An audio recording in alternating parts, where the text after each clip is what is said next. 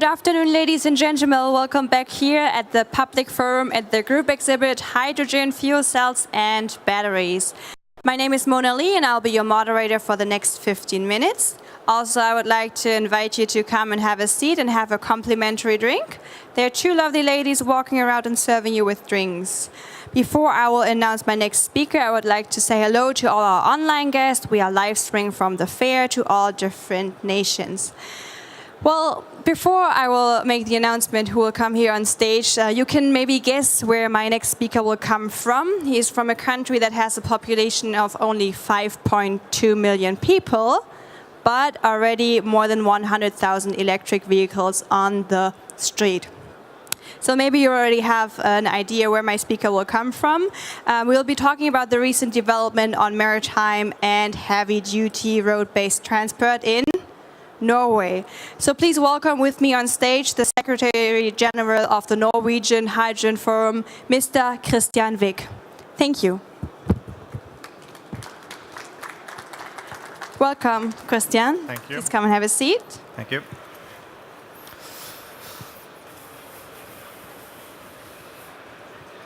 So it is not your first time here at the fair, and the Norwegian Hydrogen Forum is a very well-established institution that has been coming here already for several years. Now, could you please give a really brief introduction on the Norwegian Hydrogen Forum? Yes, I can. It's the national member association for hydrogen-related activities in every part of the value chain on hydrogen production, use, and applications, yes. And we have 55 members from R&D, industry, and public sector, and it's growing quite fast with a lot of new activities and new initiatives coming up. After the nuclear catastrophe in Japan, Europe has been reacting and been starting to shut down nuclear power plants on promoting zero-emission energy. So I would like to know, what is Norway currently doing? What is the status quo of Norway promoting zero emission? In transport or in energy sector, you mean? Let's start with energy and then go to transport. Yeah, we have had for a long time a very high use of hydropower. 98% of all electricity produced in Norway and used in Norway comes from hydropower. It is growing stably, and also more wind power coming in. So we've had for many years a surplus of electric energy that we are exporting. And there is more and more discussion in Norway to use a share of that into transportation as well. And then just to give you an idea, in Germany the usage is the electricity is roughly 96% with fossil fuels. Yeah, it's a huge difference, and we want to contribute with our perspective and to make sure that what we do in hydrogen is in close collaboration with other European countries. And one industry globally, Japan, Germany, Norway, Northern America, is pushing, and that is the transportation industry. So what does the Norwegian government do to promote emission-free transportation? Well, we've had a strong package of incentives for electric cars for many years. We have just reached 100,000 electric cars in December. And the incentive package is very strong, and so strong that sales growth is so high that from last year we started to carefully reducing the incentives for pure EVs, because we have congestion of electric vehicles in the public lanes, which is one of those kind of incentives in that package. So it's up to each city to find the right timing to adjust the incentives for EVs. But for fuel cell cars, yeah, it's being kept. It's being kept, right? So yeah. Just to give the audience an idea what the incentives are in Norway, so it's zero purchase tax, zero value-added tax, which in Norway is 25%, low annual road tax, and then free public parking, yay, access to bus and taxi lanes, and free passing through all toll roads, and free transport on public ferries. And how many public ferries are there in Norway? There are a couple of hundred ferry crossings in Norway, and 120 of them is administered by the Public Roads Administration, which embarked on electrification of the ferry sector a few years ago with the first battery electric ferry. And in March this year, they kicked off the process for a development contract for a hydrogen electric, the first contract for a hydrogen electric ferry. So what does it mean, first hydrogen electric ferry? Where will that operate? They have find a crossing in southwestern Norway in Rogaland County, a crossing that is allowing them to make the development of a hydrogen value chain in this crossing on one ferry, and the other ferry will. There are two ferries in this crossing, so the other ferry, it's up to the operator to find a good solution on conventional propulsion, so that they can make sure that they can test hydrogen propulsion and have a backup with a conventional ferry in the same setting.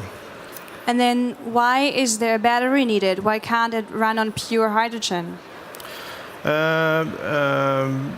It's an ongoing process to electrify the ferries, and the first has been operated for three years, and a lot of new tenders have now introduced further ferry crossings with pure battery electric ferries. However, how you can package enough energy on one vessel is limited to the weight of the battery packs and how much you can fast charge into the ferry in a very short time window. So once you are embarking on the ferry crossings with longer stretches, usually above 35 minutes or an hour or so, you cannot go without including hydrogen together with a battery package.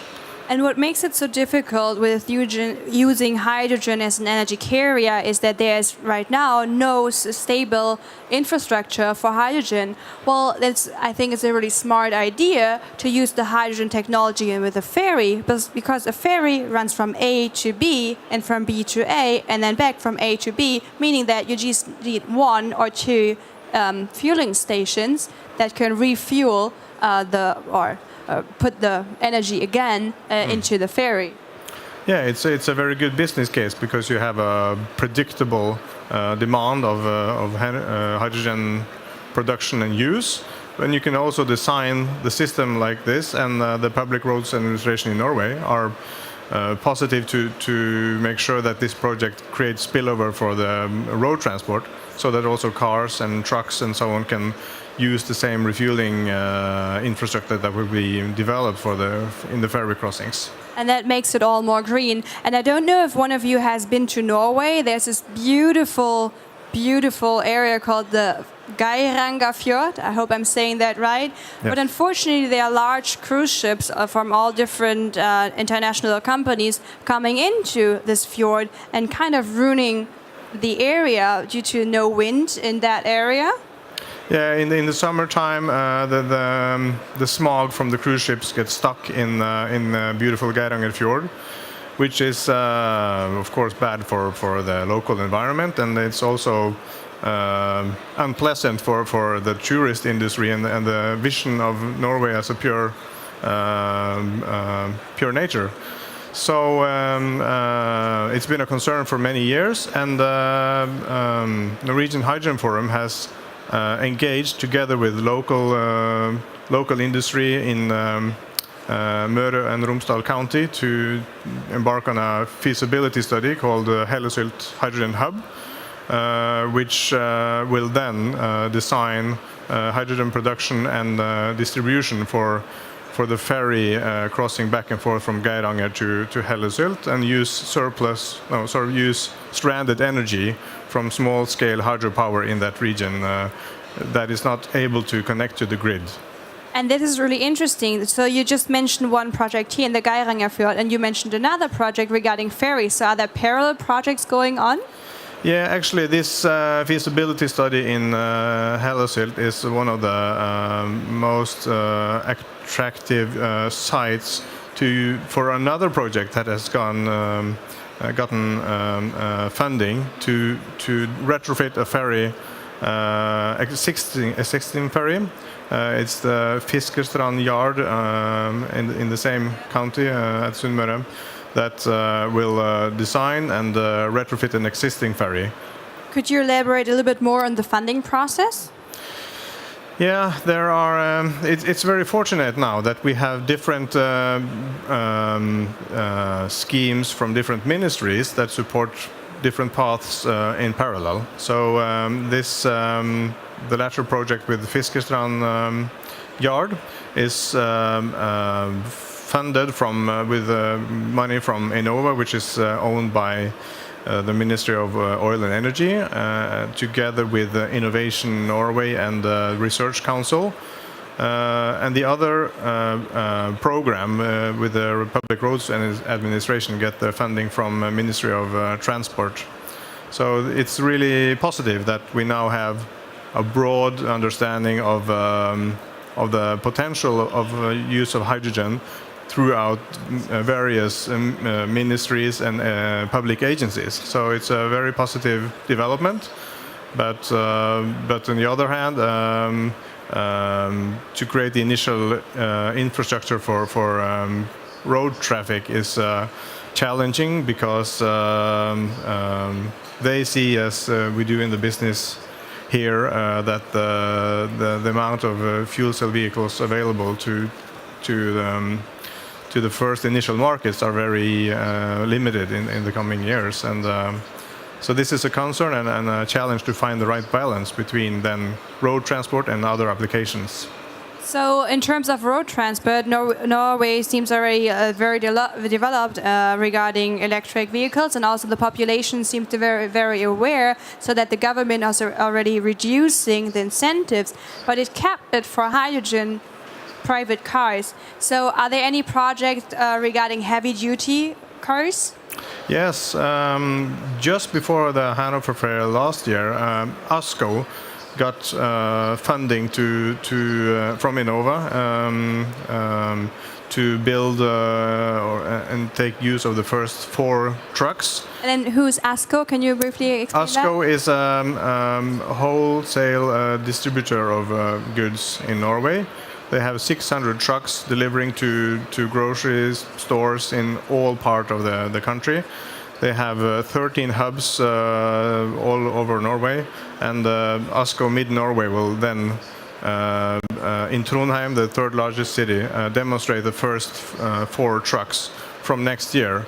They will start constructing the station this year and start testing that with 10 forklifts at their storage department in Trondheim. And that will be 100% be running with hydrogen? Yes, they will use solar power actually on the roof of that big storage center, and that's going to be the first large testing of zero-emission heavy-duty transport in Northern Europe. So we're very excited about that, and to have Swedish Scania on board to deliver the trucks, and they will be started to be delivered early next year. So we look very forward to see that. So early next year, the trucks will already start delivering? Yeah, they will be delivered to ASCO and get into an operational phase once they get familiar and get things up and running. And then the ferry project that you mentioned earlier, when will those start? Well, as I said, we're so lucky to have two different projects running in parallel, and this Fiskerstrand demonstration aims to demonstrate the first ferry in operation in 2020. So it will most likely start the first testing in 2019.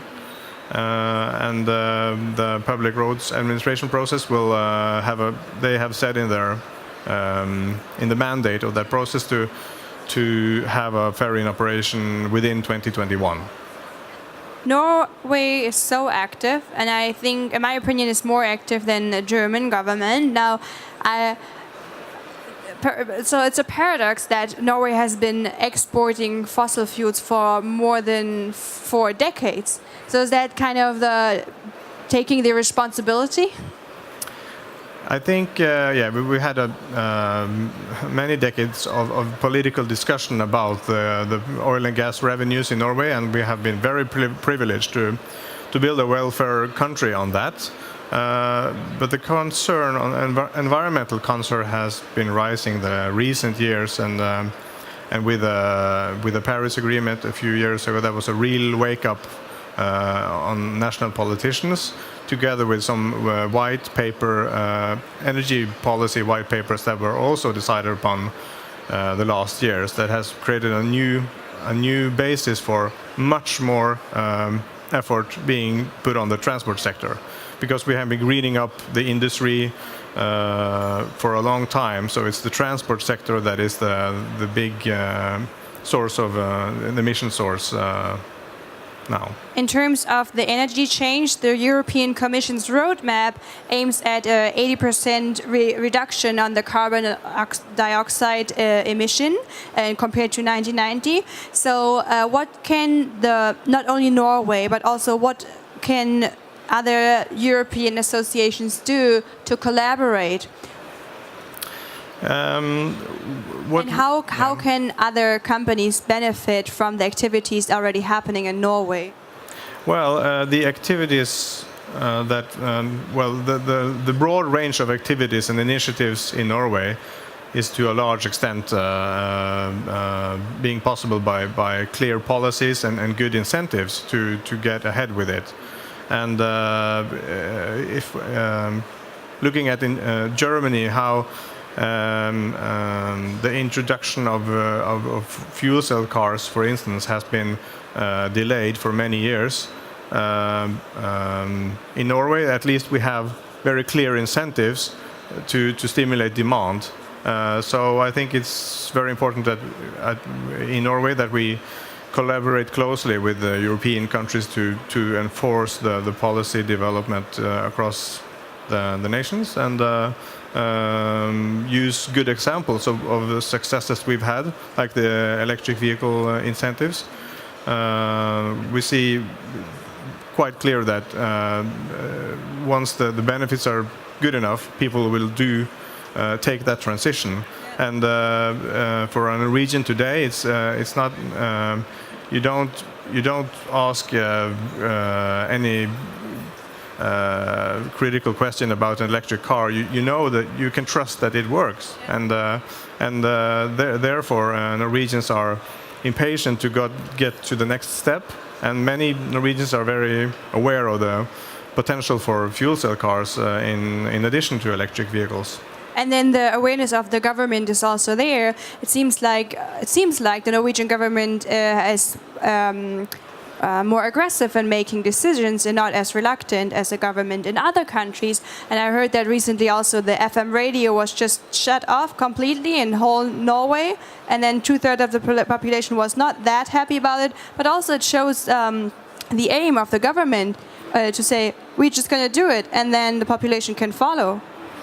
Yeah, the transition to digital radio has been controversial in Norway, but now, as we've had some months with the first regions shutting down the FM system, we see that the population is adapting and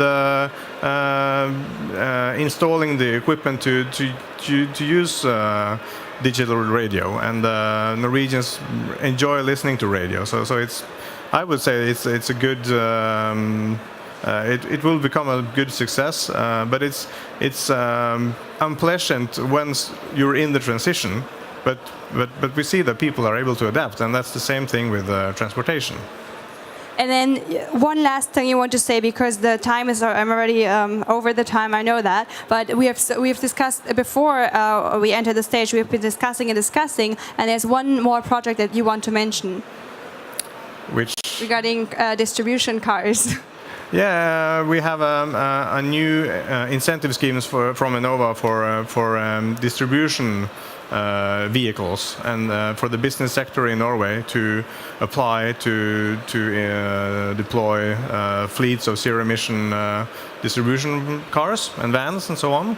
And this accounts for hydrogen and electric vehicles. So we hope that we can collaborate with the European hydrogen industry to make sure that we have good numbers of those vehicles, as we need a lot of hydrogen-based transportation to get good business cases on the refueling network that we're also developing. Kristian, I think you're very well educated in the right position to be the Secretary General of the Norwegian Hydrogen Forum.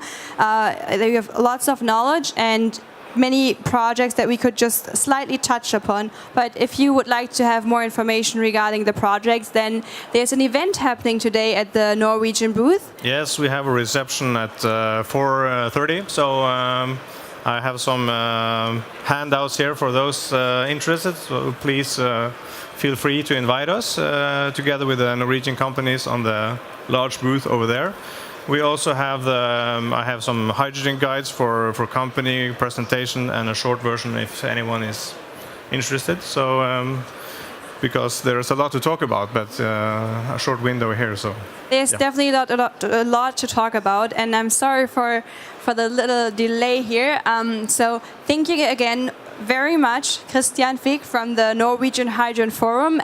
The booth is B60, it's right across, and you were just invited to the little party this afternoon. So thank you very much, and thank you for the activity to the Norwegian government as well, and the Hydrogen Forum, which is really influencing the future of a zero-emission country and zero-emission Europe. Thank you. Thank you very much.